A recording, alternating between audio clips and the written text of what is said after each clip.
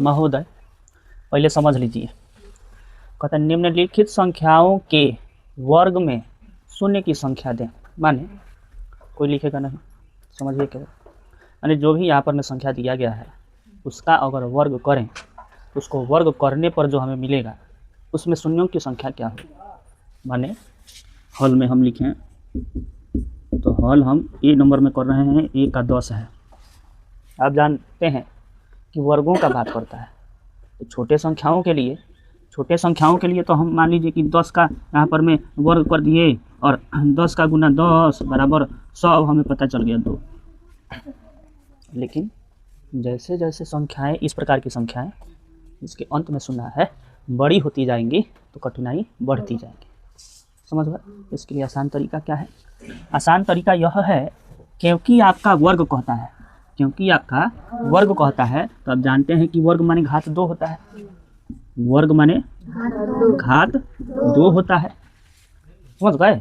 तो अब तरीका क्या है कि दिए गए संख्या में आप देखिए, चूंकि 0 बराबर 1, अच्छा है ऐसा मत कीजिए, आप कन्फ्यूजन 0 बराबर 1 कैसे, तो आप यहाँ लिख सकते हैं कि संख्या में 0 बराबर 1, माने दी गई संख्या में 0 कई गो है?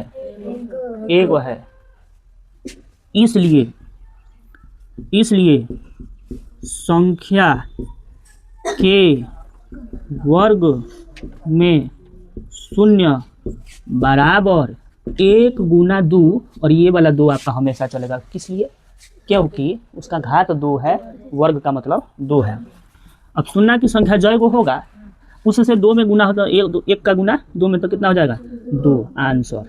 आंसर 2 का थी। ये 2 क्या बताता है कि उस संख्या को जब हम वर्ग करेंगे तो उसमें हमें 2 को 0 प्राप्त होगा।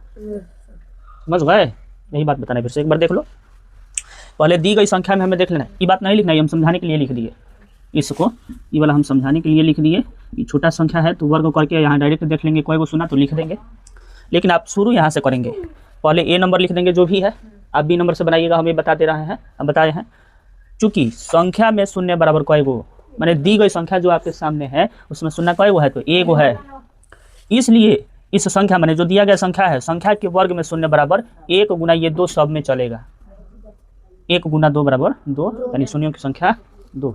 ठीक इसी तरह से पहले आप इसको लिख लो, BCD बना करके दिखाइए। है 2 सब में रहेगा। आप कई बार तो कह चुका नहीं, फिर तू एक्स्ट्रा अलग से पूछा था। हम कह रहे हैं कि 2 सब के साथ रहेगा क्योंकि वर्ग की बात करता है और वर्ग माने घात 2। बाकी यहाँ जो लिखेंगे वो दी गई संख्या में 0 की संख्या होगी।